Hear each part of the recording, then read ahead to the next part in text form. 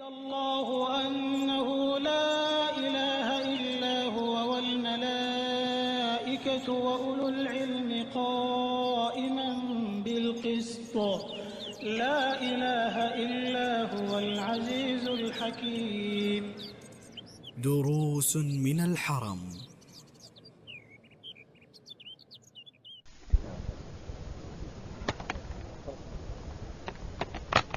گزشتہ مجلس میں اگر مکے کی نشأت یا مکے کی بنیاد کا ذکر تھا کہ سب سے مکے کی بنیاد بڑی واضح طور پر صحیح روایت بخاری شریف کی روایت کی روشنی میں حضرت ابراہیم علیہ السلام نے جب اپنی بیوی ہاجر اور اپنے لڑکے اسماعیل علیہ السلام کو لا کر کے یہاں بتایا.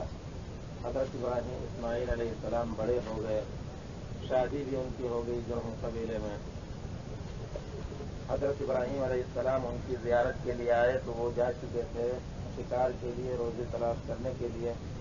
کہتے ہیں کہ حضرت ابراہیم علیہ السلام روایت میں ہے حضرت ابراہیم علیہ السلام جب آئے ان کی بیوی سے پوچھا کہ تمہارے شوہر کہاں ہیں؟ کہتے ہیں کہ کہیں گئے ہیں روزی کی تلاش میں.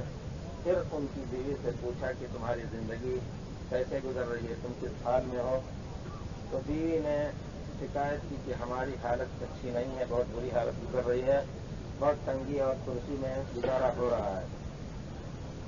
حضرت ابراہیم علیہ السلام ایک نبی کی حیثیت سے یہ چاہتے تھے کہ ان کے بیٹے کی بیوی بھی صابر و شاکر ہو, اللہ رب العزت کی ہر حالت میں اللہ رب العزت کا شکر کرے, اللہ کی تعریف کرے. لیکن یہ چیز نہ پا کر کے انہوں نے بیوی سے کہا کہ اچھا تمہارے شوہر آئیں گے تو میرا سلام ان کو کہہ دے گا. فاقر علیہ السلام, اور ان کو کہہ دینا کہ اپنے گھر کی چوکھٹ بدل دیں. سبحان اللہ. اور جب اسماعیل علیہ السلام آئے تو ان کو کچھ احساس ہوا کہ کوئی مبارک شخصیت آئی تھی. یہ روایت میں آتا کہ انہ آلت شیئا, خود انہوں نے اپنی طرف سے پیش قدمی کر کے پوچھا حل جاکم احد, تمہارے پاس کوئی آدمی آیا ہوا تھا؟ تو انہوں نے کہا, ان کی بیوی نے کہا کہ ہاں ایک بزرگ اس فلاں فلاں حیات کے آئے ہوئے تھے. تو انہوں نے پوچھا کہ کیا کہا آپ کے بارے میں پوچھا, میں نے بتایا کہ کہیں گئے ہیں آپ. پھر انہوں نے پوچھا کہ زندگی کیسے گزر رہی ہے, روزی کا سامان کیسے مہیا ہو رہا ہے. تو ہم نے شکایت کی کہ ہماری حالت اچھی نہیں, بہت تنگی میں گزر رہی ہے. حضرت اسماعیل نے پوچھا کہ کیا کوئی حکم دے کر کے گئے ہیں؟ وہ کہتی ہیں کہ ہاں ہمیں کہا ہے کہ آپ کو ان کا سلام پہنچا دیں, اور انہوں نے یہ بھی کہا ہے آپ کو مخاطب کر کے کہ اپنے گھر کا چوکھٹ بدل دیں. بھی حضرت اسماعیل علیہ السلام کہتے ہیں میرے والد تھے, مجھے انہوں نے حکم دیا ہے کہ تم سے جدائی اختیار کر لو. چوکھٹ بدلنے کا مطلب یہ ہوا کہ میں تم کو اپنے سے دور کر دوں, طلاق کی جو بھی مشروعیت دور کرنے کی رہی ہو اس زمانے میں. بہرحال انہوں نے کہا کہ اپنے گھر والوں کے پاس چلے جاؤ. علماء نے اس تعبیر خوابوں کی تعبیر کے بارے میں کا بھی ذکر کیا ہے کہ اگر کسی نے دیکھا کہ اس کا چوکھٹ بہت خوبصورت یا اس کا چوکھٹ بہت ہی اونچا, تو یہ بیوی کی حسن اخلاق, بیوی کے حسن اخلاق اور بیوی کی اچھائی کی دلیل ہے. اور اگر اس کا الٹا دیکھا تو اس کا مطلب ہے کہ بیوی بد کردار ہے. اسی طرح اگر کسی نے کہہ دیا اپنی بیوی کو الحقی باہلک کے, تم اپنے گھر والوں کے پاس چلی جاؤ, تو یہ کہتے ہیں یہ طلاق صریح نہیں ہے, لیکن یہ کنایا ہے. کنایا کا مطلب اشارہ ہے. نیت پوچھی جائے گی تمہاری نیت کیا تھی, طلاق کی تھی؟ اگر نیت طلاق کی تھی تو طلاق واقع ہوگا, نہیں تو یہ کہا جائے گا کہ وہ اپنے گھر جانے کے لیے کچھ دن کہے, اپنے میکے جانے کے لیے کہا تھا زیارت کرنے بس. یہ ان الفاظ سے علماء نے استدلال کیا. حضرت اسماعیل علیہ السلام نے ان سے کہا کہ میرے والد تھے, انہوں نے حکم دیا کہ میں تمہیں طلاق دے دوں, اپنے سے جدا کر دوں, تو اب تم اپنے گھر والوں کے پاس چلی جاؤ. فطلقها, حضرت عبداللہ ابن عباس کی یہ تعبیر ہے, کہتے ہیں کہ انہوں نے ہی ضرورت ہے پانی پینے سے اور ہی جلا بیٹھے گا. فطلقها تو انہوں نے طلاق دے دیا, اور پھر جرہم کی کسی دوسری لڑکی سے حضرت اسماعیل علیہ السلام نے شادی کر دی. پھر اس کے بعد کچھ دن گزر جانے کے بعد یا کچھ مہینے سال گزر جانے کے بعد حضرت ابراہیم علیہ السلام دوبارہ حضرت اسماعیل علیہ السلام کو دیکھنے آئے. پھر بھی آپ نے حضرت اسماعیل کو نہ پائے. وہ کہیں روزی کی تلاش میں شکار کے لیے گئے تھے، اپنی عورت ان کی عورت کے پاس آ کر کے پوچھا وہی سوالات جو پہلی بیوی سے پوچھے تھے، کہا کہ تمہارے شوہر کہاں ہیں؟ کہتی ہیں کہ روزی کی تلاش میں گئے ہیں۔ پھر انہوں نے پوچھا کہ تمہاری زندگی اور تمہاری معیشت کیسے چل رہی ہے؟ انہوں نے کہا کہ نحن بخیر، حالت تو وہی تھی جس طرح پہلی بیوی کی حالت کے زمانے کی حالت تھی، اسی طرح اب بھی وہی حالت تھی، لیکن بیوی نے اللہ کا شکر ادا کر کے کہا کہ اللہ کی بہت بڑی تعریف ہے، ہم بہت ہی کشادگی اور بہت ہی بھلائی میں زندگی گزارنا اور بخیر مقاصد و عصمت اللہ۔ حضرت ابراہیم علیہ السلام نے حضرت اسماعیل کی بیوی اپنی بہو سے پوچھا کہ تمہارا کھانا کیا ہے؟ ما طعامکم، کہتی ہے کہ گوشت۔ پھر پوچھا پانی پینے کی چیز کیا ہے؟ پینے کی چیز شربت وغیرہ بھی لوگ بناتے ہیں اور کچھ بناتے ہیں۔ انہوں نے کہا کہ صرف پانی ہے۔ تو حضرت ابراہیم علیہ السلام نے دعا کی اللہم بارک لہم فی اللحم والماء، اے اللہ تعالیٰ ان کے گوشت کی روزی میں اور پانی کی روزی میں برکت دے۔ نبی کریم صلی اللہ علیہ وسلم فرماتے ہیں، بخاری شریف کی روایت ہے، قال النبی صلی اللہ علیہ وسلم ولم يكن لهم يومئذ حب ولو كان لهم دعا لهم، اس زمانے میں ان کو گیہوں یا جو نہیں ملتا تھا۔ حب کا عام طور پر استعمال گیہوں پر ہوتا ہے، جو بھی ہوتا ہے، گیہوں اور جو کی کوئی چیز نہیں تھی جس کو کھاتے تھے، گوشت اور پانی ہی، گوشت کھاتے اور پانی پیتے۔ پھر پیارے رسول صلی اللہ علیہ وسلم فرماتے ہیں یہ حضرت ابراہیم علیہ السلام کی دعا کی برکت ہے کہ گوشت اور پانی کھا کر کے ان کو کوئی نقصان نہیں ہوتا تھا۔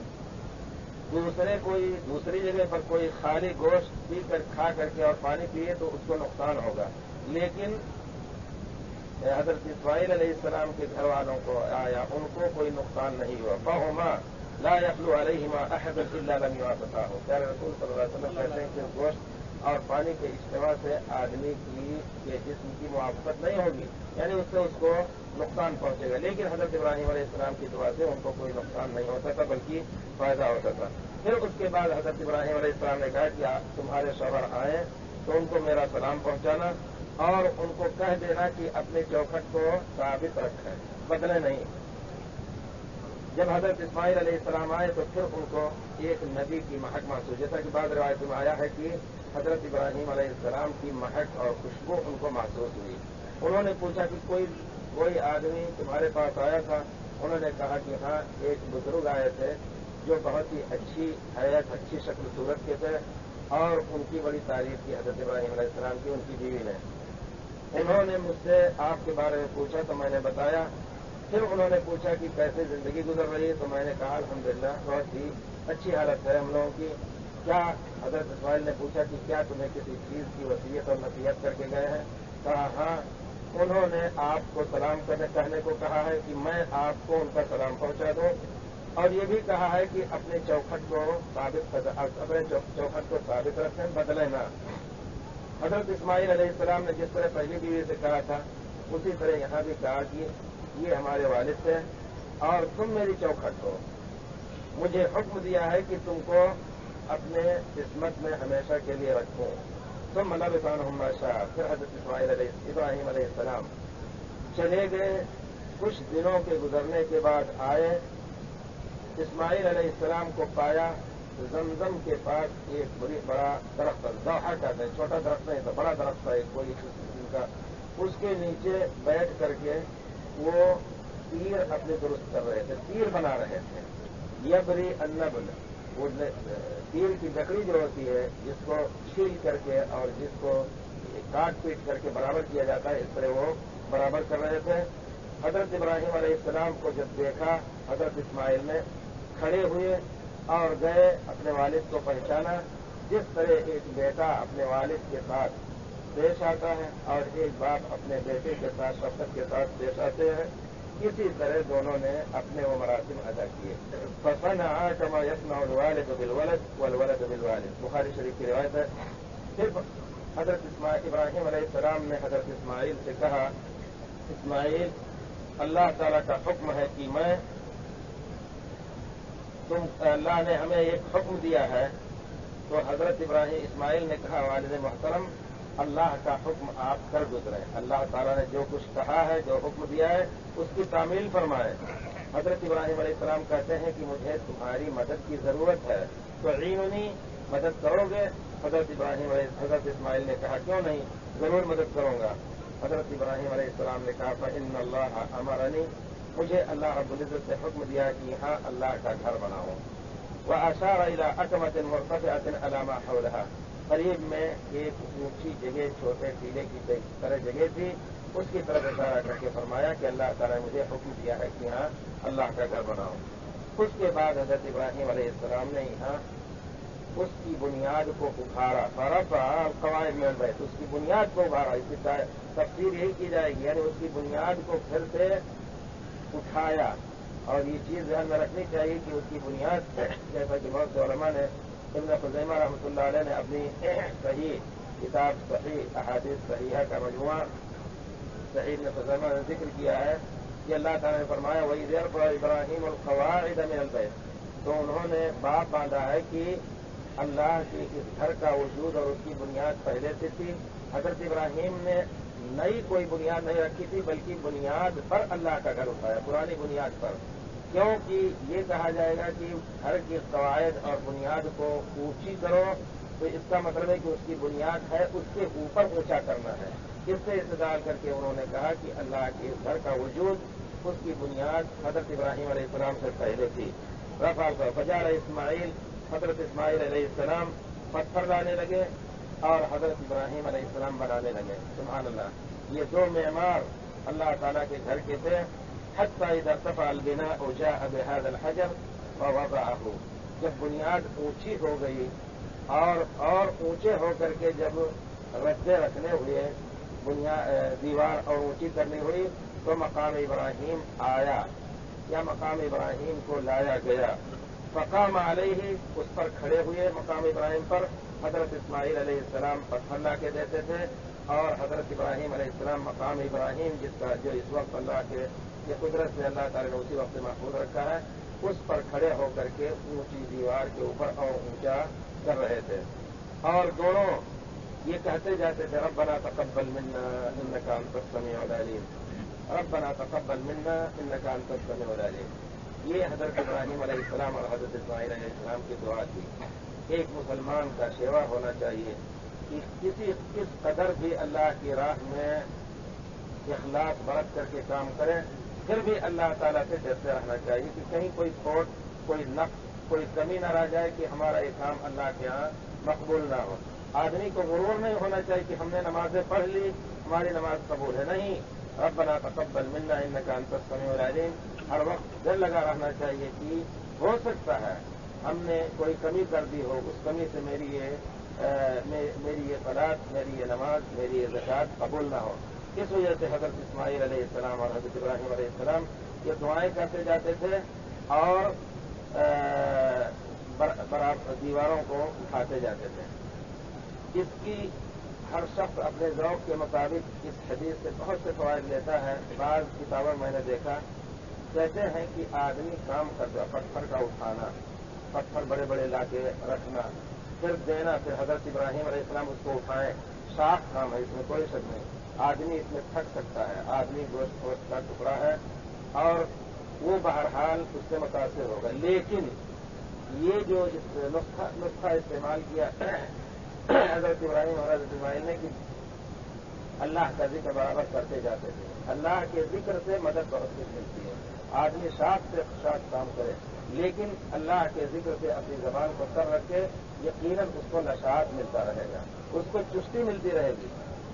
इसी तफसीर की किसी किताब में यह भी लिखा है कि हजरत इब्राहीम अलैहिस्सलाम के इस फेल, हजरत इस्माइल अलैहिस्सलाम के इस कौल और फेल से ये नसीहत मिलती है कि आदमी किस कदर शाद काम करे, लेकिन अल्लाह का जिक्र करता है तो अल्लाह की मदद उससे मिलती रहेगी। इसी तरह आपको मालूम होगा, इसी के करीब प्यारे रसूल सल्लल्लाहु अलैहि वसल्लम से जब हजरत फातिमा ने तलब किया था कि अल्लाह के रसूल, मैं अकेली घर में पानी भी भर के लाती हूँ, यहाँ तक की रिवायत में आता है कि आपके कपड़े भी पानी के उठा, लगता है कि कोई तरीका ऐसा था कि कब पानी उठा करके और पेट और जिस्म से मिला करके लाती थी, कपड़े भी फट गए थे और चक्की चलाते हुए थक जाती थी। उन्होंने कहा अल्लाह के रसूल, आपको अल्लाह ताला गनीमत के मालों में बहुत से नौकर और बहुत से गुलाम देते हैं, अल्लाह ताला मुझे एक दे दीजिए मदद के लिए। प्यारे रसूल ने फरमाया हजरत फातिमा से कि کیا ایک خادم سے افضل میں تم کو طریقہ نہ بتا دوں جس کو کرتے ہوئے تم کو تھکان نہیں آئے گی؟ سونے سے پہلے جب بستر پہ آ کے بیٹھو تو 33 مرتبہ سبحان اللہ، 33 مرتبہ الحمدللہ، 33 مرتبہ اللہ اکبر کہہ لو۔ یقیناً اللہ کے ذکر سے، جیسا کہ اللہ تعالیٰ فرماتے ہیں الا بذکر اللہ تطمئن القلوب، یاد رکھو اللہ ہی کے ذکر سے، الا بذکر اللہ، اللہ ہی کے ذکر سے آدمی کے دل کو اطمینان ہوگا، اور کسی کے ذکر سے نہیں۔ آدمی ہزار مصیبت میں پڑ جائے لیکن اللہ کا ذکر کرتا رہے تو انشاءاللہ اللہ تعالیٰ اس کے دل کو بھی اطمینان دے گا۔ اس وجہ سے دل کی بیماری یا گھبراہٹ یا بے سبب، جیسے کہتے ہیں فلاں کو بیماری ہو گئی ہے، دل کی کمزوری کی اور کچھ، حقیقت میں یہ گھبراہٹ جو ہوتی ہے مستقبل کو سوچ کر کے آدمی کوئی جرم کیے ہوتا ہے، ہزار جرم کرے لیکن اللہ کی رحمت کی امید رکھتے ہوئے بھی وہ اطمینان میں رکھ سکتا ہے۔ یہ ہے حضرت ابراہیم علیہ السلام کی آمد کی ابتدا، آپ کے اولاد کی ابتدا۔ یہاں سے مکے کی نشاط ہوتی ہے، مکے کی بنیاد پڑتی ہے۔ اس سے پہلے اللہ کے گھر کا وجود یہاں اس کا ذکر آتا ہے، لیکن یہ کہیں نہیں پتہ چلتا ہے کہ کسی زمانے میں یہاں لوگ آباد سے مستقل طور پر۔ بہت کچھ امکان ہے کہ آ کر کے لوگ اس کی زیارت کرتے رہے۔ حضرت ابراہیم علیہ السلام کے بعد سے تو نبیوں نے ایک سلسلہ کعبے کی زیارت کا اور حج کا جاری رکھا۔ صحیح حدیث میں ہے، پیارے رسول صلی اللہ علیہ وسلم فرماتے ہیں کہ میرے سامنے اللہ تعالیٰ نے وحی سے بتایا، گویا میں دیکھ رہا ہوں۔ یہ اللہ کی بتائی ہوئی حدیث کا، پیارے رسول کی بتائی ہوئی چیز پر یقین کس قدر ہونا چاہیے کہ گویا آدمی دیکھ رہا ہے۔ پیارے رسول فرماتے ہیں کہ انی ارا، میں دیکھ رہا ہوں کہ حضرت موسیٰ علیہ السلام جو بنی اسرائیل کے انبیاء میں سے حضرت ابراہیم کے اولادی سے، دیکھ رہا ہوں کہ وہ اپنی اونٹنی کو کھجور کی پتیوں کی رسی کا لگام لگائے ہوئے اور وہ لبیک کہتے ہوئے اس وادی میں آ رہے ہیں۔ تو حضرت ابراہیم علیہ السلام کے بعد اس میں کوئی شک نہیں، آپ کی دعا اللہ تعالیٰ نے قبول فرمائی۔ وَأَذِّنْ فِي النَّاسِ بِالْحَجِّ يَأْتُوكَ رِجَالًا وَعَلَىٰ كُلِّ ضَامِرٍ يَأْتِينَ مِنْ كُلِّ فَجٍّ عَمِيقٍ۔ جب گھر بنا چکے حضرت ابراہیم علیہ السلام تو پیارے ابراہیم علیہ السلام کو اللہ رب العزت نے حکم دیا کہ لوگوں میں پکار دو، وَأَذِّنْ فِي النَّاسِ بِالْحَجِّ، لوگوں میں پکار دو کہ اللہ نے یہ گھر بنایا ہے۔ ایک صحیح روایت میں پیارے رسول نے فرمایا کہ حضرت ابراہیم علیہ السلام مقام ابراہیم پر پھر کھڑے ہوئے جب اللہ نے حکم دیا کہ اللہ کے گھر کی زیارت کے لیے لوگوں کو بلا دو۔ ہر طرف سے، دور دراز علاقے سے دبلی اور موٹی اونٹنیوں پر آ کر کے حج کریں گے اللہ کے گھر کا۔ حضرت ابراہیم علیہ السلام کہتے ہیں اے اللہ رب العزت، اس وادی میں آواز دوں تو پہاڑوں میں گم ہو جائے گی، میری آواز کون سنے گا؟ پھر اللہ رب العزت فرماتے ہیں کہ آپ آواز دیں، لوگوں کو پکاریں، میرے اوپر پہنچانا ہے لوگوں تک۔ حدیث شریف میں آتا ہے کہ جس کسی نے وہ آواز سنی، یہاں تک کہ پیٹ کے اور پیٹھ کے میں نطفے جو تھے انہوں نے آواز سنی، جس نے اس آواز کو سنی اللہ رب العزت ان کو توفیق دے گا کہ وہ آ کر کے لبیک ضرور کہیں گے اور حج کریں گے۔ ایسا ہے۔ تو یہ گویا خوشخبری ہے کہ ہم نے اس زمانے میں حضرت ابراہیم علیہ السلام کی آواز سنی تھی۔ اسی طرح حضرت اس پتھر کے بارے میں، مقام ابراہیم کے بارے میں دوسری روایت میں صحیح حدیث میں ہے کہ رسول نے فرمایا ان الحجر والمقام یاقوتان من یاقوت الجنہ، یہ پتھر حجر اسود ہے۔ اس کا دوسری روایت میں آیا ہے کہ جب وہاں تک پہنچے حضرت ابراہیم علیہ السلام، دیوار اٹھا چکے تو حضرت ابراہیم اسماعیل سے کہا کہ کوئی ایک ایسا ممتاز، یعنی ان پتھروں سے مختلف شکل اور رنگ کا پتھر لے کے آؤ تاکہ میں یہاں طواف کرنے والوں کے لیے نشانی بنا دوں، کیونکہ حکم دیا تھا اللہ تعالیٰ نے حضرت ابراہیم علیہ السلام کو طہر بیتی للطائفین والعاکفین والرکع السجود، یہاں لوگ اس کا طواف بھی کریں گے اور رکوع اور سجدہ بھی کریں گے، اس کو ان لوگوں کے لیے پاک کرو۔ تو حضرت ابراہیم علیہ السلام نے حضرت اسماعیل کو کہا کہ کوئی ایک ایسا مختلف رنگ کا، مختلف شکل کا ممتاز پتھر لے آؤ تاکہ یہاں نصب کر دو، یہ نشانی ہو طواف کے شروع کرنے کی۔ حضرت اسماعیل علیہ السلام ڈھونڈنے گئے، نہیں پائے۔ اس مدت میں حضرت جبریل علیہ السلام جنت سے یہ پتھر لے کر کے آئے اور لا کر کے حضرت ابراہیم علیہ السلام کو دیا، آپ نے وہاں نصب کر دیا۔ حضرت اسماعیل آئے تو دیکھا کہ ایک پتھر منسوب ہے. پوچھا والد محترم یہ پتھر کہاں سے اور کون لے کے آیا؟ آپ اپنی جگہ پر کھڑے ہیں, میں ڈھونڈ رہا ہوں, کوئی اس طرح کا پتھر نظر نہیں آیا, کہاں سے آیا؟ تو کہتے ہیں حضرت ابراہیم علیہ السلام اس پتھر کو اس ذات نے بھیجا ہے جس نے میرے اوپر نہ تمہارے اوپر کوئی بھروسہ نہیں کیا اس گھر کے بنانے کا. یعنی اللہ نے یہ پتھر بھیجا. من لم یتکل علی بنائے بنائے, جس ذات نے میرے اوپر بھروسہ نہیں کیا نہ تمہارے اوپر بھروسہ کیا, ہم تو یہ خادم ہیں, اس ذات نے اس پتھر کو بھیجا ہے. تو نبی کریم صلی اللہ علیہ وسلم نے دوسری حدیث میں فرمایا کہ یہ حجر اور مقام ابراہیم جنت کے 2 یاقوت اور قیمتی پتھر ہے. اللہ تعالیٰ نے جنت کی کوئی چیز دنیا میں نہیں رکھی سوائے اس کے. اور جنت دوسری روایت میں آتا ہے ترمذی کی کئی روایت یا کئی راستوں سے کئی صحابی سے یہ روایت ہے کہ جب یہ پتھر جنت سے نازل ہوا تھا آیا تھا تو دودھ سے بھی زیادہ سفید تھا. کانا اشد بیاض من اللبن, دودھ سے بھی زیادہ سفید تھا. فسودته خطایا بنی آدم, ابن آدم کی گناہوں نے اس کو کالا کر دیا. سبحان اللہ. یہ ایک چیز جو کالا کر دیا, کہتے ہیں کسی سرفرے ملحد نے یہ اعتراض کیا کہ آخر جب گناہوں نے اس کو کالا کر دیا تو نیک لوگوں نے بھی تو اس کو چھوا ہے, پیارے رسول صلی اللہ علیہ وسلم نے چھوا ہے تو کیوں سفید نہیں ہو گیا؟ یعنی ایک اعتراض کی بات ہے, کسی کے پکا نہیں ہے.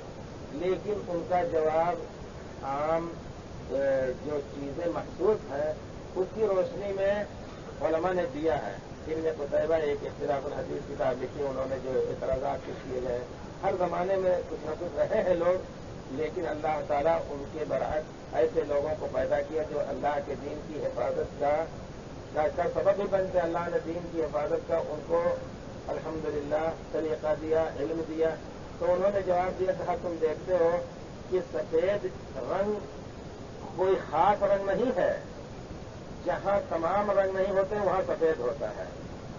اور اگر کسی چیز کو رنگنا ہو تو سفید چیز پر سبز اور کالا اور پیلا جو کچھ کرنا ہو کر سکتے ہو, لیکن کالے کو سفید کرنا یہ مشکل ہے.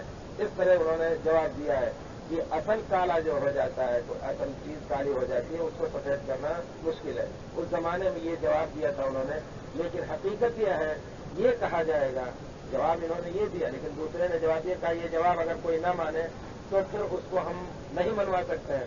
حقیقت یہ ہے کہ اللہ تعالیٰ نے اس کو کالا ہماری نصیحت کے لیے چھوڑ رکھا ہے تاکہ ہم نصیحت پکڑیں, کیونکہ گناہوں سے ایک گناہوں کے ذریعے سے کالا اثر پڑتا ہے.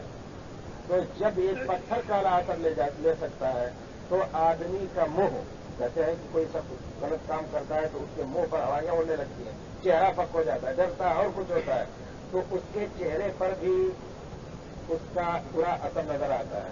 کہتے ہیں اس کے چہرے پر روحانیاں نہیں ہے, ایسا بھی کہتے ہیں, حقیقت ہے, اس کی ایک حقیقت ہوتی. دوسری بات یہ ہے کہ دل جو ہے, حدیث شریف میں آپ نے سنا ہوگا, نبی کریم صلی اللہ علیہ وسلم فرماتے ہیں, مسلم شریف کی روایت ہے کہ بندہ جب یہ گناہ کرتا ہے تو اس کے دل پر ایک کالا نقطہ پڑ جاتا ہے, کالا داغ اور دھبا پڑ جاتا ہے.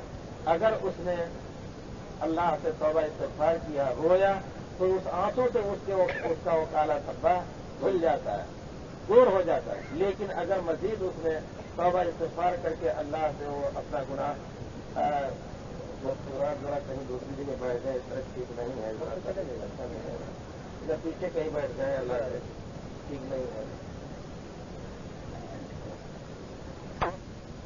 لیکن اگر اس نے پھر دوسرا گناہ کیا تو دوسرا دھبا پڑ جاتا ہے, تیسرا گناہ کیا تو تیسرا دھبا پڑ جاتا ہے, یہاں تک کہ حتی یکون القلب اسود مجفیا. یہ بخاری شریف کی روایت ہے کہ یہاں تک کہ پورا دل کالا ہو جاتا ہے اور الٹ بھی جاتا ہے, پھر اس میں خیال داخل نہیں ہوگا. اگر سیدھا ہو تو خیال داخل ہو, کالا ہو کر کے الٹ بھی جاتا ہے. تو کہنے کا مطلب یہ ہے کہ سودت و خطایا بنی آدم, جیسا کہ پیارے رسول نے فرمائی, یہ اللہ تعالیٰ نے نشانی کے لیے چھوڑ دیا ہے تاکہ ہم اس کو دیکھیں اور اس سے یہ نصیحت پکڑیں کہ ایک پتھر جب کالا کر دیتا ہے گناہ کو تو ہمیں ہمارے نام اعمال کو سیاہ کر دے گا. آدمی اس سے بچتا رہے. یہ اصل جواب ہے, اس کا جواب دیا جا سکتا ہے. اس کے بعد حضرت ابراہیم علیہ السلام نے جب گھر بنا لیا اللہ کا, اس کی تفصیل انشاءاللہ پھر اگر موقع ملا تو کریں گے, کیونکہ بڑی تفصیل سے ہم نے ان سب کا اس تاریخ کا یعنی ایک ٹکڑا جمع کیا. الحمدللہ صحیح روایات کوشش کرتے ہیں. حضرت ابراہیم علیہ السلام نے جب گھر بنا لیا تو میں نے اشارہ کیا تھا, انہوں نے دعا کی اس کے لیے. پہلے جب آئے تھے, جب یہ اللہ کا گھر بنا نہیں تھا اور اس کے ارد گرد کوئی نہیں تھے, صرف 2 نفری قافلہ تھا حضرت ابراہیم حضرت اسماعیل کا, جو ابھی بچے تھے, دودھ پیتے ہوئے, کھانا بھی نہیں کھاتے تھے, اور ان کی ماں کا تھا. وہ بھی تصور کریں کہ اس وادی میں پہاڑوں کے بیچ میں اور کوئی نہیں تھا, ایک اللہ کی بندی, ایک نبی کی بیوی ہی ایسا صبر کر کے اور کہہ سکتی ہے کہ جائیے, جب اللہ کے بھروسے پر چھوڑیں تو اللہ تعالیٰ ہمیں ضائع نہیں کرے گا. یہاں ان کی عزت کے بھی خطرہ ہو سکتا ہے, کوئی آ کر کے اچانک پہنچ جائے اور کچھ ہو, لیکن جب اللہ نے حکم دیا ہے تو یہ کہنا کہ اللہ تعالیٰ ہمیں ضائع نہیں کرے گا. جیسے وہ کہتے ہیں تلسی داس شیخ سے, ہمارے ایک استاد کو پڑھا کرتے تھے, مولانا فیروز صاحب جھنڈا لگی رحمۃ اللہ علیہ, بہت بڑے عالم تھے. وہ تقریر میں کہا کرتے تھے, تلسی گروئے باغ میں تو اس کیچک پہ کو ملا ہے, رہے بھروسے مولا کے تو پربت پر ہریا ہے. بہت سے پودے ایسے ہوتے ہیں کہ آپ کھینچیں اس کو گھر میں, اس کو 1000 سیوا اس کی خدمت کریں, لیکن وہ سوکھ جاتا ہے. لیکن اس پہاڑ پر کون اس کو پانی دیتا ہے؟ اللہ ہی دیتا ہے. رہے بھروسے مولا کے تو پربت پر ہریا. تو وہی منظر اللہ تعالیٰ نے اللہ پر توکل کرنے والوں کا یہاں دکھایا. حضرت ابراہیم علیہ السلام نے اس کو دعا کی تھی جب مڑ کے گئے, اور یہ بھی ایک چیز ہے, ایک نبی ہی کا دل گردہ ہو سکتا ہے کہ اپنے جان کے ٹکڑے کو, اپنی بیوی کو اس طرح چھوڑ کے اللہ کی راہ پر چلا جائے. یہ ہے حضرت ابراہیم علیہ السلام کے مقتدا ہونے کا. اللہ تعالیٰ نے آپ کو امام بنایا, انی جاعلک للناس اماما قال ومن ذریتی قال لا ینال عہد الظالمین. اللہ تعالیٰ نے حضرت ابراہیم کو بتایا, حضرت ابراہیم سے فرمایا کہ میں تم کو لوگوں کا مقتدار امام بنانا چاہتا ہوں, آپ کی تمام چیزیں شریعت ہمیشہ کے لیے رہیں گی. اس وجہ سے پیارے رسول کی شریعت, نبی حضرت ابراہیم علیہ السلام کی شریعت میں کوئی اختلاف نہیں ملتا ہے. صحیح شریعت اگر ڈھونڈی جائے, جس کا ذکر اللہ تعالیٰ نے حضرت ابراہیم علیہ السلام کی شریعت پہ کیا ہے, یہاں تک کہ بہت سی چیزیں ایسی ہیں, وہی اللہ تعالیٰ نے حضرت ابراہیم علیہ السلام کو اس چیزوں کا حکم دیا. حضرت ابراہیم نے ان کو فاتمہن, حضرت ابراہیم نے ان کو پورا کیا. پیارے رسول کی صحیح حدیث میں ہے, بخاری اور مسلم کی حدیث میں ہے کہ فطرت کی جو چیزیں تھیں اللہ تعالیٰ نے حضرت ابراہیم کو حکم دیا تھا, ہمیں بھی اس کا حکم دیا ہے. تو اس میں بہت سے خطرہ ہے. خود حضرت ابراہیم علیہ السلام نے خطرہ کیا, اپنا خود خطرہ کیا تھا. اسی طرح ناخون کا کاٹنا ہے, زیر ناف اور دوسری چیزیں ہیں. بہرحال حضرت ابراہیم علیہ السلام نے مڑ کر کے دعا کی کہ اللہ تعالیٰ اس بے آب و گیاہ, بے پانی اور بے کھیتی کی زمین کو ایک بستا ہوا شہر بنا دے. رب اجعل هذا بلدا آمنا وارزق اهله من الثمرات من آمن منهم بالله. جو لوگ ایمان لائیں ان کو پھلوں کی روزی دینا. قال ومن كفر فأمتعه قليلا. اللہ تعالیٰ کہتے ہیں کہ دیں گے, ہم مومنوں کو بھی دیں گے, لیکن جو کفر کی ان کو بھی ہم دنیا میں دیتے رہیں گے. یہ بھی اللہ تعالیٰ کی رزاقیت اور خلاقیت کی ایک بہت بڑی دلیل ہے. قال ومن كفر فأمتعه قليلا ثم أضطره إلى عذاب النار وبئس المصير. پھر ہم ان کو آخرت میں ہمیشہ کے لیے جہنم میں ڈالیں گے. پھر اس کے بعد جب گھر بن گیا اللہ تعالیٰ کا, تو حضرت ابراہیم علیہ السلام نے دوسری دعا کی, وَإِذْ قَالَ إِبْرَاهِيمُ رَبِّ اجْعَلْ هَٰذَا الْبَلَدَ. پہلے تو نکرہ, جیسا کہ کہتے ہیں کہ اس شہر کو, اس زمین کو ایک شہر بنانا. پھر جب شہر بن گیا تو دعا کرتے ہیں, اے اللہ تعالیٰ هَٰذَا الْبَلَدَ, اس شہر کو, رب اجعل هَٰذَا الْبَلَدَ آمِنًا, اس بستے ہوئے شہر کو تو امن والا شہر بنا. وَاجْنُبْنِي وَبَنِيَّ أَن نَّعْبُدَ الْأَصْنَامَ, مجھے اور میرے بچوں کو, میری اولاد کو بتوں کی پرستش سے دور رکھنا. رب انہن اضللن کثیرا من الناس, ان بتوں نے میرے پروردگار بہت سے لوگوں کو گمراہ کر رکھا ہے. فمن تبعنی فانہ منی, جو میری اتباع کرے گا وہ مجھ سے ہے, میرے قبیلے سے ہے, میری امت کا ہے. ومن عصانی فانک غفور رحیم. یہ نہیں کہا کہ جو میری نافرمانی کرے گا تو اس کو ہلاک کر دے, مجھ سے نہیں ہے. یہ ایک نبی کی شان.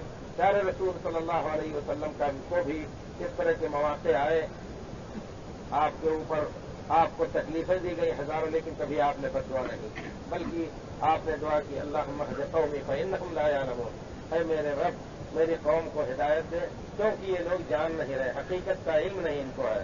تو حضرت ابراہیم علیہ السلام نے کہا فمن تبعنی فإنہ منی، جو میری اتباع کرے گا وہ مجھ سے ہے، مجھ میں سے ہے، ومن عصانی فإنک غفور رحیم، جو میری نافرمانی کرے گا تو بہت بڑا رحمت والا اور بخشنے والا ہے۔ ربنا انی اسکنت من ذریتی بواد غیر ذی زرع عند بیتک المحرم، اے میرے رب میں نے اپنی اولاد کو اس وادی میں جہاں کھیتی نہیں ہوتی ہے میں نے اپنی اولاد کو بتا دیا ہے، فجعل بواد غیر ذی زرع عند بیتک المحرم، تیرے حرمت والے گھر کے پاس بتا دیا ہم نے۔ ربنا لیقیموا الصلاۃ، اے اللہ تعالیٰ میرا مقصد یہ ہے کہ یہ یہاں نماز کو قائم کریں۔ فجعل افئدۃ من الناس تہوی الیہم، لوگوں کے دلوں کو ان کی طرف موڑ دے کہ ہر وقت ان کی طرف ان کا اشتیاق رہے، ان کی طرف ان کی رغبت رہے۔ فجعل افئدۃ من الناس تہوی الیہم وارزقہم من الثمرات لعلہم یشکرون، پھلوں سے ان کو روزی دے تاکہ تیرا شکر ادا کریں۔ تو یہ دعائیں قبول ہوئیں اللہ کے فضل سے حضرت ابراہیم علیہ السلام کی، لیکن حضرت ابراہیم علیہ السلام نے یہ نہیں کہا فجعل افئدۃ الناس، پیارے رسول فرماتے ہیں کہ اگر حضرت نبی کریم صلی اللہ علیہ وسلم سے حضرت عبداللہ بن عباس ایک روایت کرتے ہیں، کہتے ہیں کہ اگر حضرت ابراہیم علیہ السلام نے یہ کہا ہوتا کہ کچھ لوگوں کے دلوں کو انہی لوگوں کی طرف اشارہ کیا کہ فمن تبعنی، جو ہماری اتباع کرنے والے ہیں، تو یہ مومنوں کا ہمیشہ کے لیے قبلہ اور ہمیشہ لوگوں کے دلوں کو موڑ، اللہ تعالیٰ نے لوگوں کے دلوں کو یہاں موڑ دیا ہے۔ بلکہ مثابہ کا لفظ ہے، وہی اللہ تعالیٰ فرماتے ہیں سورہ بقرہ میں وَإِذْ جَعَلْنَا الْبَيْتَ مَثَابَةً لِلنَّاسِ وَأَمْنًا وَاتَّخِذُوا مِن مَّقَامِ إِبْرَاهِيمَ مُصَلًّى، یاد کرو کہ جب ہم نے اس گھر کو ہم نے لوگوں کے لیے بار بار آنے کی جگہ بنا دی ہے۔ اس کی تفسیر میں عام علماء نے یہ لکھا ہے کہ اللہ تعالیٰ نے اس گھر کی تاثیر ایسی رکھی ہے کہ آدمی 1000 مشقت کا سفر کر کے یہاں پہنچتا ہے، عمرہ کرتا ہے، حج کرتا ہے، اور ہو سکتا ہے کسی مرحلے میں اس کے دل میں یہ بات آتی ہو کہ بڑی پریشانیاں ہوتی ہیں، اب آئندہ نہیں آئیں گے، لیکن ابھی گھر نہیں پہنچا پھر دوسری مرتبہ آ لینے کی خواہش ابھرتی ہے۔ یہ حقیقت ہے، بہت سے لوگ ایسے ہیں جو تڑپتے رہتے ہیں، بلکہ دیکھ لینے کے بعد آدمی کی پیاس اور ہی بڑھ جاتی ہے، اور بار بار آنے کی ایک اللہ تعالیٰ نے جو کشش اور اس گھر کی طرف جو کشش رکھی ہے وہ آدمی کے دل میں بڑھتی رہتی ہے، حقیقت ہے۔ یہ ہے حضرت ابراہیم علیہ السلام کے دعا کا نتیجہ، فجعل افئدۃ من الناس تہوی الیہم وارزقہم من الثمرات لعلہم یشکرون۔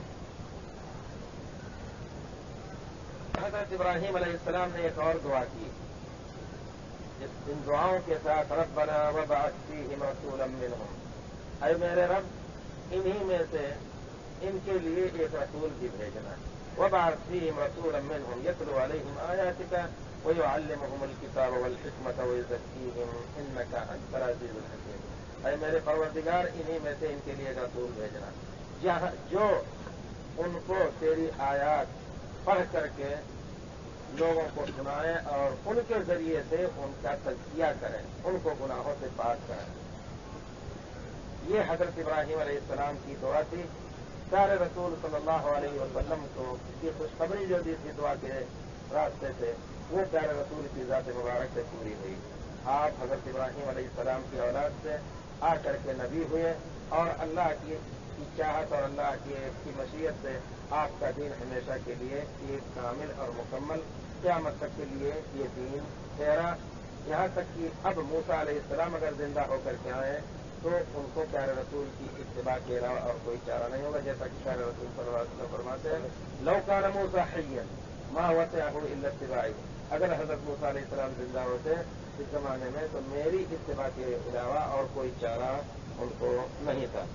ایک حدیث میں نبی کریم صلی اللہ علیہ وسلم فرماتے ہیں، ارباد بن ساریہ رضی اللہ تعالیٰ عنہ کہتے ہیں کہ پیارے رسول کو میں نے ایک کہتے ہوئے سنا، انی عند اللہ لخاتم النبیین، اللہ کے نزدیک میں خاتم النبیین ہوں، یعنی اللہ تعالیٰ نے کسی دنیا اور دنیا کی تمام چیزوں کو پیدا کرنے سے پہلے ہی، جیسا کہ اس سے پہلے میں نے ذکر کیا ہے کہ قلم کو جب پیدا کیا تو کہا کہ جو کچھ ہونے والا ہے قیامت تک اس کو لکھ ڈالو۔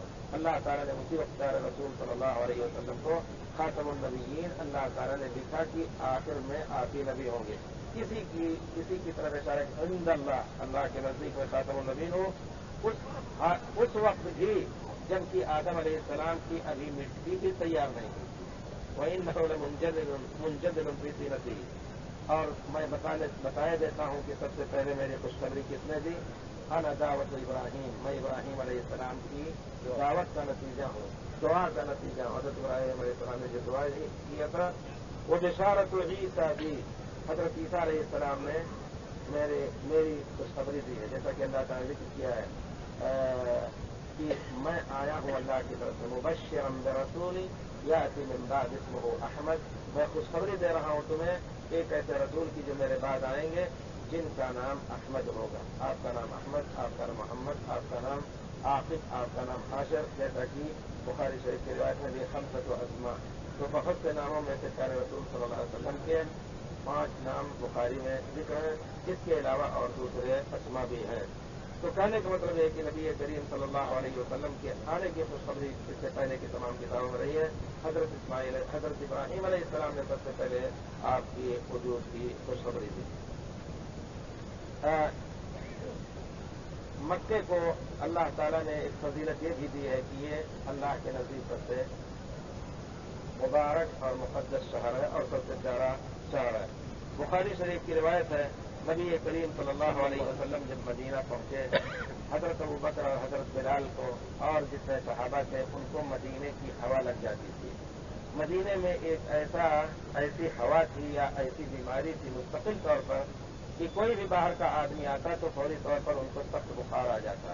حضرت بلال رضی اللہ تعالیٰ عنہ، حضرت ابوبکر رضی اللہ تعالیٰ عنہ بیمار ہوئے۔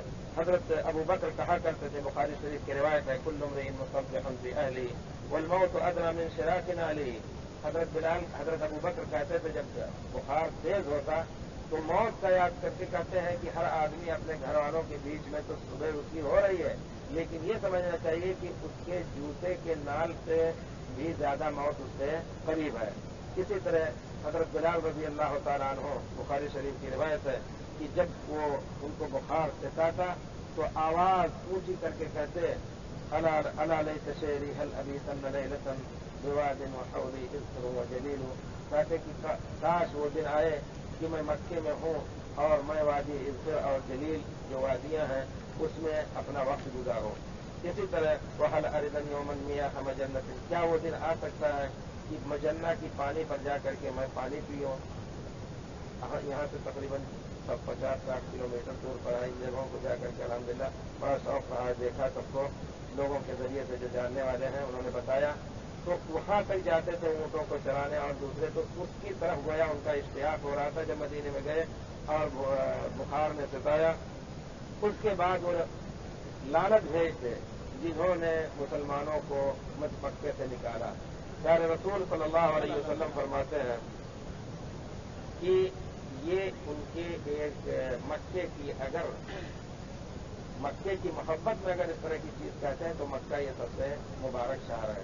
بخاری مسلم شریف کی روایت میں ہے، نبی کریم صلی اللہ علیہ وسلم نے فرمایا، ما اطیبک من بلد واحبک الی، جب آپ ہجرت کر کے نکلنے لگے، حضورہ مقام یہ قریب ہی میں تھا، جس کو اس وقت باب الملک فہد وغیرہ کے ارد گرد سمجھا جائے، کیونکہ پرانی تاریخ کے اعتبار سے ہی قریب ہی میں تھا۔ وہاں پہنچ کر کے آپ نے کعبے کی طرف اور مکے کی طرف منہ کر کے چہرہ مبارک کعبے کی طرف کر کے آپ نے کہا کہ کتنا تو مبارک شہر ہے اور میرے نزدیک سب سے پیارا شہر ہے۔ دوسری روایت میں ہے، واللہ انک لاحب البلاد الی اللہ وانک لاحب البلاد الی، اے مکہ، خدا کی قسم اللہ کے نزدیک تم سب سے پیارا شہر ہے، تو میرے نزدیک بھی سب سے پیارا شہر ہے۔ ولولا ان قومک اخرجونی ما خرجت، اگر تیری قوم نے مجھے مجبور نہ کیا ہوتا نکلنے پر تو میں یہاں سے نہ نکلتا۔ یقیناً آدمی کی دھرتی جہاں گرتی ہے، آدمی جہاں بڑھتا پلتا ہے، جہاں کی مٹی اس کے جسم میں لگی ہوتی ہے، وہاں سے اس کو ایک خاص ان کے وہاں کے درختوں سے وہاں کے کھاتوں سے اس کو انسیت ہوتی ہے۔ اور جب اپنے گھر سے بے گھر کر دیا جائے، ظلم کی تلوار سے نکال دیا جائے اس کو، تو یقیناً اور یہ تکلیف ہوتی ہے۔ وہ تکلیف پیارے رسول صلی اللہ علیہ وسلم نے برداشت کی، صحابہ کرام نے برداشت کی۔ حضرت عبد الرحمن بن عوف رضی اللہ تعالیٰ عنہ جب یہاں سے ہجرت کر کے جانے لگے تو انہوں نے رات کے اندھیرے میں اونٹنی پر خود بیٹھے، پہلے اپنی بیوی کو بیٹھایا، پھر بچے کو گود میں دیا ان کے، پھر خود بیٹھے، جانے لگے۔ تنعیم کے موقع پر خبر لگ گئی ان کے گھر والوں کو۔ انہوں نے کہا کہ تم یہ کچھ مال کی پوٹلی بھی لے کے جا رہے تھے جو کچھ ان کے پاس تھا، کہا تم نے یہ ہمارے شہر میں دیکھیے زبردستی، کس کو کہتے ہیں دہشت گردی؟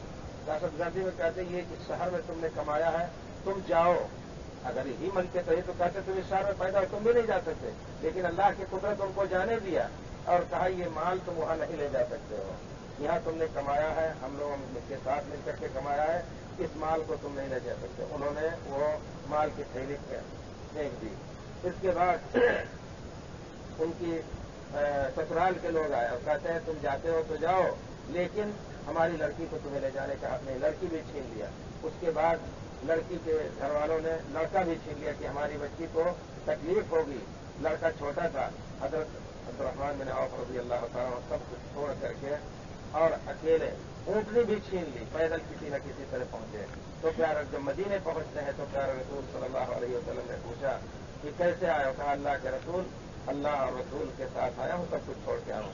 پیارے رسول نے فرمایا ربحا ربحا ربحا، یہ بہت ہی فائدے میں رہے، بہت ہی فائدے میں رہے۔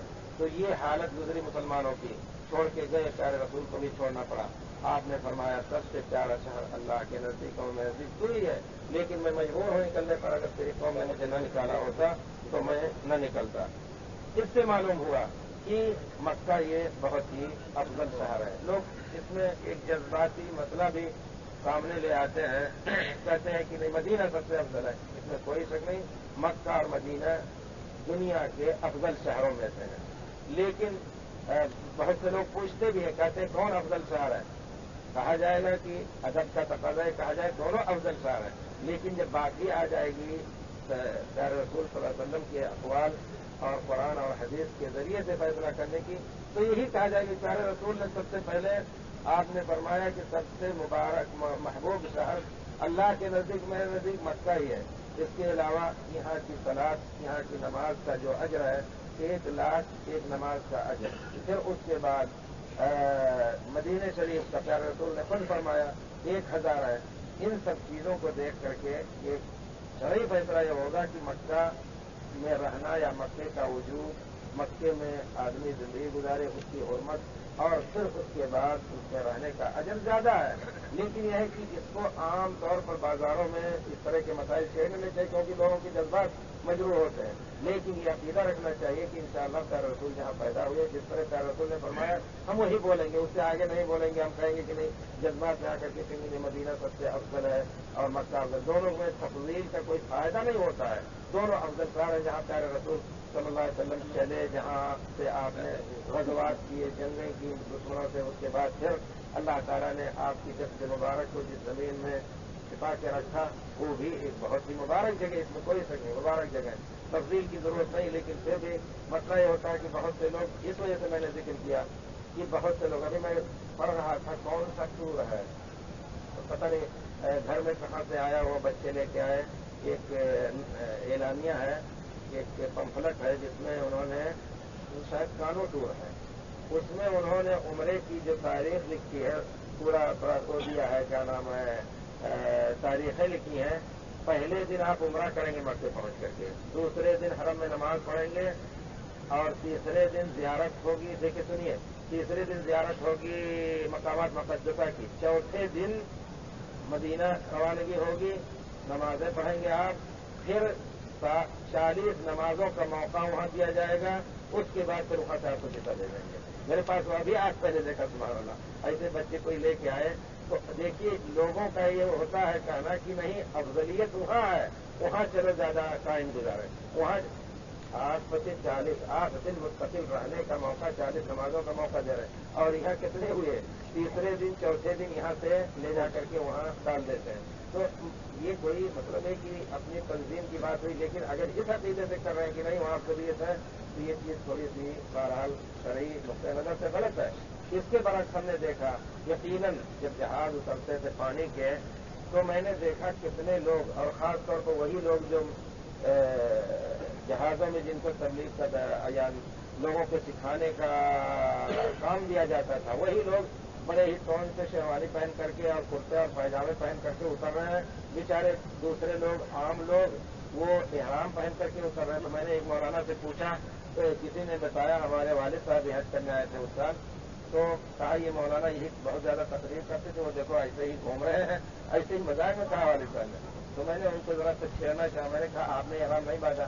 तो कहते हैं हमारा मकसद ये है, सुनिए जरा, जज्बाती अल्फाज होते हैं, इन जज्बाती अल्फाज की शरई हैसियत कुछ नहीं है।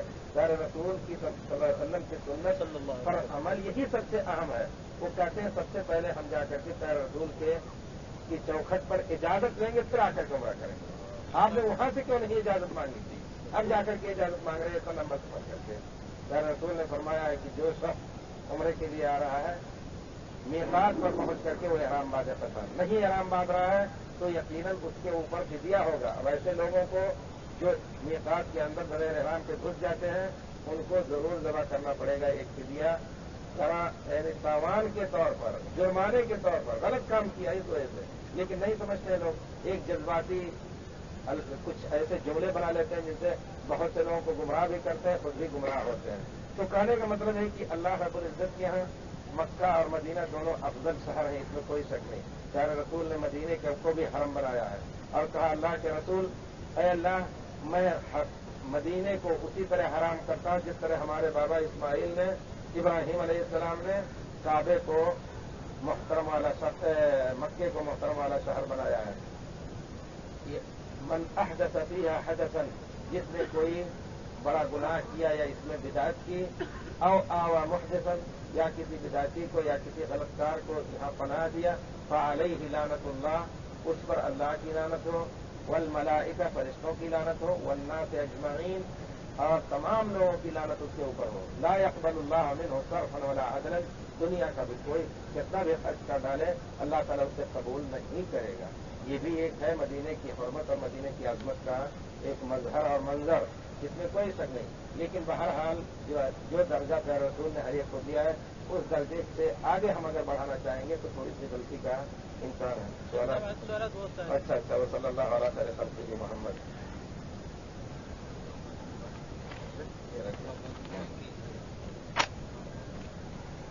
बिस्मिल्लाहिर्रहमानिर्रहीम। अल्लाह ताला आपको सलामत रखे, आमीन। अल्लाह ताला हम सबको सलामत रखे। अल्लाह ताला दुश्मनों को हलाक करे, मुसलमानों के दुश्मनों को अल्लाह ताला निमक की तरह पिघला दे। प्यारे नबी सल्लल्लाहु अलैहि वसल्लम ने अपनी रहलत से 5 दिन कब्ल फरमाया कि तुमसे पहले एक कौम हुई जो अंबिया और सुलहा के कबूर को सिजदागाह बनाती थी, तुम ऐसा न करो। और फरमाया इन यहूदियों नसरानियों पर अल्लाह की लानत हो जिन्होंने अंबिया के कबूर को सिजदागाह बनाया।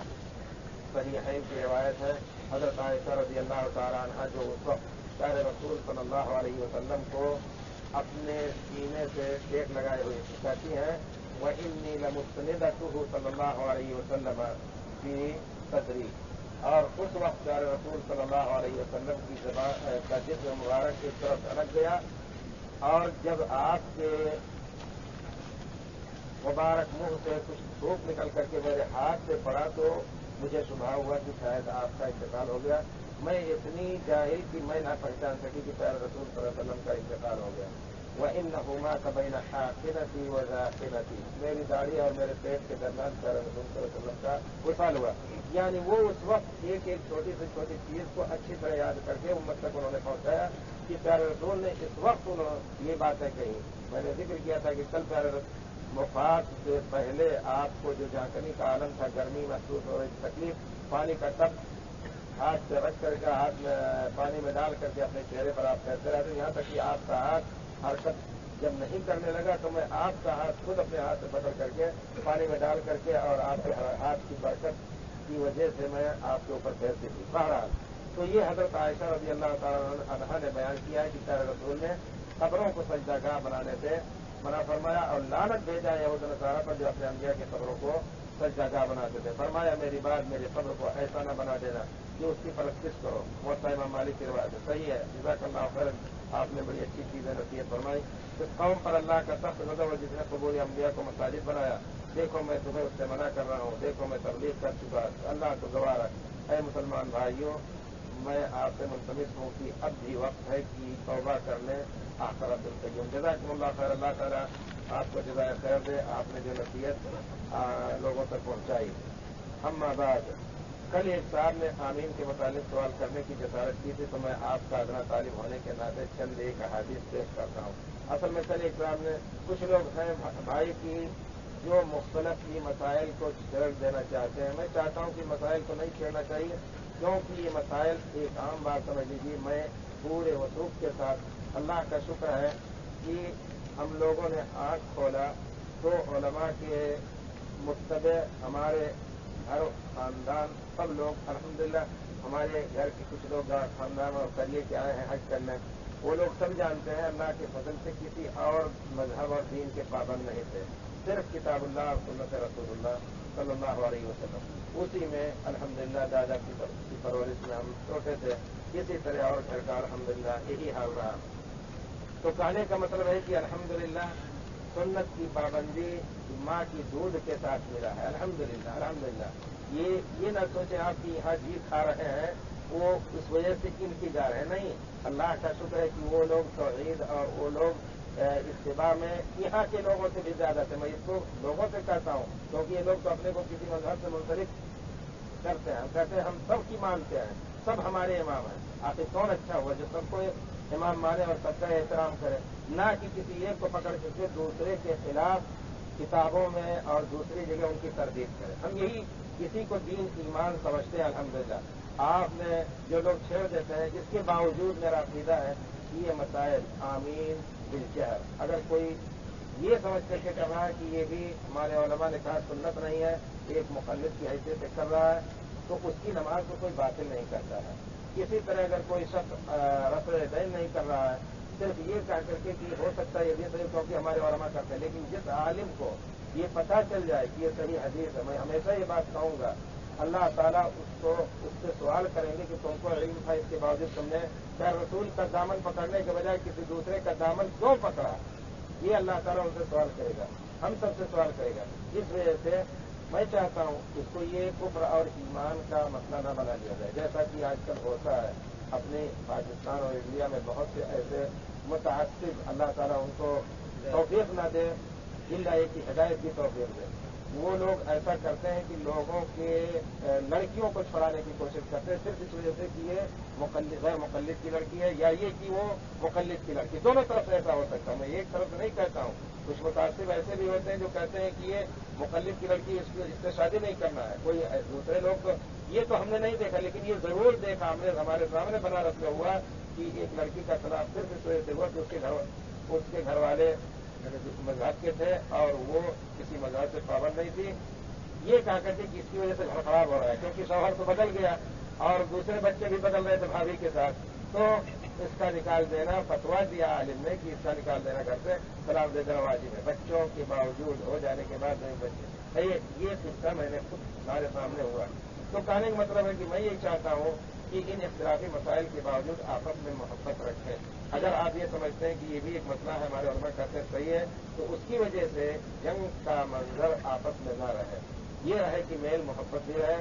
پرانے زمانے میں جس طرح لوگ رکھتے تھے اس طرح رکھیں اور اس کو ہر وقت چھیڑنے کی کوشش نہ کریں. یقیناً جو لوگ یہ مسائل پوچھتے رہتے ہیں وہ صرف میں نے جیسے جواب دیا تھا کہ اثر کے بعد سے مغرب عشاء تک کچھ کھائے تھے نہیں ہیں, منہ کا مزہ بدل جاتا ہے, منہ کا مزہ بدلنے کے لیے پوچھتے یہ مسائل. یہی میں نے جواب دیا تھا. میں نے جواب نہیں دیا تھا اور کچھ. لیکن ایک بھائی نے ایک نصیحت ناصح آدمی نے یہ چیز لکھی ہے کہ میں آپ کا ادنا طالب ہونے کے ناطے چند ایک حدیث پیش کرنا چاہتا ہوں یعنی آمین بالجہر کے بارے میں. حضرت وائل بن حجر رضی اللہ تعالیٰ عنہ کہتے ہیں کہ میں نے رسول اللہ صلی اللہ علیہ وسلم کے پیچھے نماز پڑھی تو آپ نے بلند آواز سے آمین کہی. حضرت ابو ہریرہ رضی اللہ تعالیٰ عنہ کہتے ہیں کہ رسول اللہ ابو داؤد کی روایت ہے, صحیح روایت ہے, حضرت ابو ہریرہ رضی اللہ تعالیٰ عنہ کہتے ہیں کہ رسول اللہ صلی اللہ علیہ وسلم جب غیر المغضوب علیہم ولا الضالین تلاوت فرماتے تو آمین کہتے، یہاں تک کہ پہلے سب کے لوگ جو آپ کے قریب ہوتے تھے وہ سن لیتے تھے۔ یہ حدیث بلند آواز سے آمین کہنے کی دلیل ہے۔ ام الحسین رضی اللہ تعالی عنہا ایک عورت ہے، اور آپ یہ دیکھیں کہ عورتیں بھی مسجدوں میں پیارے رسول کے زمانے میں حاضر ہوتی تھی، نماز پڑھتی تھی۔ مذہب میں یہ بھی کہا جاتا ہے کہ نہیں، ان کے لیے مسجد میں حاضری غلط ہے، عید کی نماز بھی پڑھنی منع کرتے ہیں، یہ چیز غلط ہے۔ جو چیز پیارے رسول سے ثابت ہوگی، کس دل اور گردے اور کس کے منہ میں کتنے دانت میں گزرے کہ یہ چیز جائز نہیں ہے، بہرحال یہ چیز غلط ہے، کسی کی طرف منسوخ ہو تو پیارے رسول کے زمانے میں عورتیں بھی آتی تھیں اور ان کے سب مردوں کے پیچھے ہوا کرتے تھے، جس طرح عام کسی مسجد میں ہو، مکے میں تو چاروں طرف ہوتے ہیں، مدینے میں جس طرح پیچھے کی جاتی ہیں، تو وہ پیچھے بھی مردوں کی اگر 4، 6، 8، 10 صف ہے، اس کے بعد بھی اگر ان کی صف ہے تو آواز بہرحال جاتے ہوئے کچھ وقت اور کچھ تیز آواز کی ضرورت پڑتی ہے۔ تو انہوں نے کہا ام الحسین نے کہ وہ نبی کریم صلی اللہ علیہ وسلم کے پیچھے عورتوں کی سب میں نماز پڑھ رہی تھی، جب آپ نے ولدالین کہا تو آمین بھی آپ نے کہی صلی اللہ علیہ وسلم نے، یہاں تک کہ میں نے خود مردوں کے صفوں کے پیچھے عورتوں کی سب میں سنا۔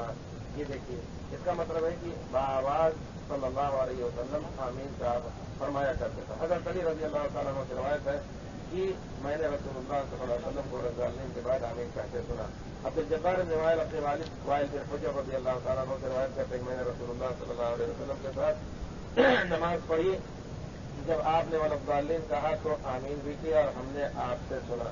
اس کے علاوہ اور بہت سی احادیث ہیں۔ جزاکم اللہ خیرا زادکم اللہ حرصا۔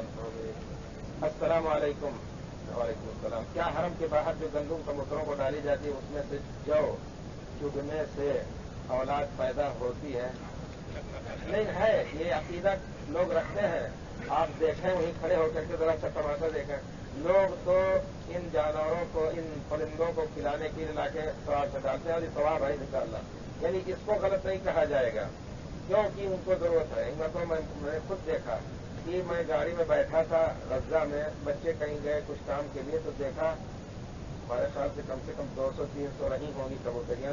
ایک صاحب آئے، 1 ریال دیا تو 1 ریال کی اتنی چھوٹی سی تھیلی ڈالا، 2 سیکنڈ بھی لے گئے، سب چپ گئے۔ تو میں نے دیکھا، میرے دل میں کسک آئی، میں نے کہا بھائی یہ بھوکی ہیں، تو 5 ریال تھیلی تو میں نے ڈالا، یقیناً 1 منٹ میں لینے لگا، سب چپ گئی۔ تو یہ ایک چیز ہے ثواب کا، انشاءاللہ ثواب کی نیت سے ڈالیں آپ۔ پیارے رسول صلی اللہ علیہ وسلم فرماتے ہیں کہ کل کھبد رطبۃ اجر، ہر چیز میں تمہارے لیے اجر ہے، یہاں تک کہ اگر درخت کو کوئی اس نیت سے سیکھ رہا ہے کہ اللہ تعالیٰ اس کو ہرا بھرا کرے تب بھی اس کو اجر ملے گا۔ تو یہ گندم ڈالا جاتا ہے اس مقصد سے، لیکن لوگ کیا کرتے ہیں، آپ وہیں بیٹھ کے دیکھیں، کچھ لوگ آ کر کے چٹکیاں اٹھا لے جاتے ہیں جلدی سے کہ اس سے پتہ نہیں ایک تو اولاد پیدا کراتے ہیں، کچھ اور بھی مقصد نکالتے ہوں گے، تو یہ چیزیں غلط ہیں، یہ عقیدہ غلط ہے۔ اللہ کے علاوہ آپ علاج رکھیں، جو چیز ما انزل اللہ داء الا انزل له دواء، بخاری شریف کی روایت ہے کہ اللہ تعالیٰ نے کوئی بھی مرض ایسا نہیں نازل فرمایا ہے جس کی دوا بھی نہ نازل فرمائی، دوا بھی نازل فرمائی ہے، جاننے والے جانتے ہیں، نہ جاننے والے نہ جان سکے، تو دوا آپ استعمال کریں، لیکن اس قسم کی چیزوں کو، یا مدینے میں آپ جا کر کے دیکھیں گے احد پہاڑ کے دامن میں عورتیں ایک ایسے پھول کے گچھے کی طرح سوکھی کوئی چیز بیچتی ہیں، مریم بوٹی کہتے ہیں، مریم بوٹی کہتے ہیں، تاکہ اس کو پلانے سے بھی 5 عورت، اگر واقعی یہ دوا حکیمی اس میں ہے تجربے میں تو جائز ہے، لیکن صرف برکت کے نام سے مٹی مدینے کی لے جا کر کے کہتے ہیں سرما میں ڈالتے ہیں، یہ سب چیزیں جو ہیں بہرحال جس چیز کو پیارے رسول نے کسی خاص مقصد کے لیے استعمال نہیں کیا اس کو ایک شرعی چیز بنا کر کے استعمال کرنا، اسی کا نام بدعت ہے حقیقت ہے۔ اسی طرح یہ چیز بھی ہے۔ عید الفطر کے بعد اگر کوئی آدمی عمرہ کرے تو اس پر قربانی لازم ہے، عمرہ کریں اور پھر حج کریں۔ عید الفطر کے دن یعنی عید کا دن بھی حج کے مہینوں میں شامل ہے، عید کے دن بھی کسی نے کیا یا حج سے 1 دن پہلے کیا، حج کے دن ہی کیا، 8 تاریخ کو کسی نے کیا، پھر اس کے بعد حج کیا، تو وہ اگر حج تمتع کر رہا ہے تو قربانی لازم ہے، یا حج قران کر رہا ہے تب بھی قربانی اس کے اوپر لازم ہے، اس کو حج شکرانہ کہتے ہیں۔ میں نے پہلے حج کیا، میں نے حج ادا کیا ہے، اب پانی پڑ گیا، اب اپنے والد مرحوم کے لیے حج ادا کرنا چاہتا ہوں، تو میں اس کے لیے قربانی کروں گا یا نہیں؟ اگر آپ ان کی نیت سے عمرہ بھی کیے ہیں یا اپنی نیت سے عمرہ کیے ہیں حج کے دنوں میں، پھر آپ حج کریں گے تو قربانی بہرحال آپ کو دینی ہوگی، چاہے وہ حج والد کے نام ہو یا آپ عمرہ بھی والد صاحب کے نام ہو، بہرحال حج تمتع آپ کا بنے گا۔ میاں بیوی حج تمتع کی نیت سے آئے، چند دن بعد میاں بیمار پڑ گئے، اب بیوی عمرہ کرنا چاہتی ہیں، کیا وہ اکیلے مسجد عائشہ سے احرام اور نیت کر کے، اگر وہ پہلے عمرہ کر چکی ہیں شوہر کے ساتھ تو پھر دوسرے عمرہ کا معنی کیا؟ یعنی وہی عمرہ جو لوگ عام طور پر صبح شام کرنا چاہتے ہیں اس کی ادائیگی کے لیے، تو بہرحال یہ عمرہ جہاں تک میں نے ہمیشہ علماء کے فتوے سے اور علماء کی تحقیق سے جو بات صحیح ثابت یہ ہوتی کہ اس عمرے کی حقیقت اور اصلیت سنت سے ثابت نہیں ہے۔ تنعیم یا جیرانہ ایسے لوگوں کے لیے میقات کی جگہ بنائی جا سکتی، یا وہاں نہ جا کر کے حدود حرم سے باہر کہیں بھی عرفات کے آگے جہاں حد حرم کی کا ستون ہے اس سے پیچھے جا کر کے احرام باندھ کر کیا جائے۔ غلطی سے احرام نہیں باندھا، میقات پر یہاں آ کر کے باندھے، لیکن چونکہ غلطی اور کمی کی اس کی بنا پر ان کو فدیہ بھی دینا ہوگا۔ لیکن یہ عام عمرے جو کیے جاتے ہیں یہ مشروعی اس وجہ سے وہ نہیں کر سکتی ہیں، یعنی یہ کہ شوہر کو چھوڑ کر کے جانا بھی ایک غلط چیز ہو جائے گا۔ کیا یہ خاتون اکیلے طواف کر سکتی ہیں؟ اس وقت میں یہ سمجھتا ہوں کہ جب حرم پاک خالی ہو عورتیں اکیلے بھی طواف کر سکتی ہیں، شرط یہ ہے کہ مردوں کے دور رہ کر کے طواف کریں۔ کیا میز کرسی پر بیٹھ کر کھانا کھانا مکروہ یا حرام ہے؟ نہیں، اس کو نہ مکروہ کہا جا سکتا ہے انشاءاللہ، نہ حرام کہا جا سکتا ہے۔ رہ گئی بات یہ کہ دنیا کی کوئی بھی چیز اللہ تعالیٰ فرماتے ہیں قل من حرم زینۃ اللہ التی اخرج لعبادہ، آپ ان سے کہہ دیجیے کہ کس شخص نے، کس ذات نے ان کے لیے وہ زینتیں جو دنیا کی ہیں اللہ تعالیٰ نے حرام کی ہیں۔ جس چیز کو حرام کیا ہے ان الحلال بین و ان الحرام بین، اس کے علاوہ آپ شوق سے کالج میں پڑھو، پارک میں کھولو، جائز ہے غباروں کو اڑو، چرخ میں جھولو، پر ایک سکن بند ہے عاجز کے رہے یاد اللہ کو اور اپنی حقیقت کو نہ بھولو۔ کل آپ بتا رہے تھے کہ حضرت ابراہیم عین یعنی کیا معنی ہوتا ہے؟ علیہ السلام۔ کیا نبی کریم صاد، یہ عین اور صاد نہ لکھا کریں، پورا لکھا انشاءاللہ اس پر بہت اجر ملے گا۔ پیارے رسول صلی اللہ علیہ وسلم نے فرمایا جس نے میرے اوپر ایک مرتبہ صلاۃ پڑھی تو اللہ تعالیٰ ان پر 10 مرتبہ رحمتیں بھیجے گا۔ عین اور صاد نہ لکھا، علیہ السلام لکھا پورا۔ حضرت ابراہیم علیہ السلام نے حضرت حاجر اور حضرت حاجرہ، نام بھی اصل حاجرہ نہیں ہے، اپنے یہاں لوگوں نے چلا لیا ہے حاجرہ، وہ ہجرت سے حاجرہ مؤنث کا صیغہ ہو گیا ہے، لیکن حاجر اصل لفظ ہے، وہ سریانی لفظ ہے، عربی نہیں ہے، کسی وجہ سے وہ غیر منصرف ہوتا ہے، علمیت اور ثانیت کی وجہ سے یہ عربی کا حاجر آخر میں رے کے بعد کے نہیں ہے، اصل لفظ یہ ہے۔ حضرت حاجرہ اور حضرت اسماعیل کو مکہ میں چھوڑا اور خود فلسطین چلے گئے، جب واپس آئے تو حضرت حاجرہ فوت ہو چکی تھی، حضرت اسماعیل نے شادی کر لی تھی، تو وہ قربانی اور خواب والا واقعہ کب اور کہاں پیش آئے، اس درمیان پیش آیا تھا، لیکن ہے وہ دوسری روایت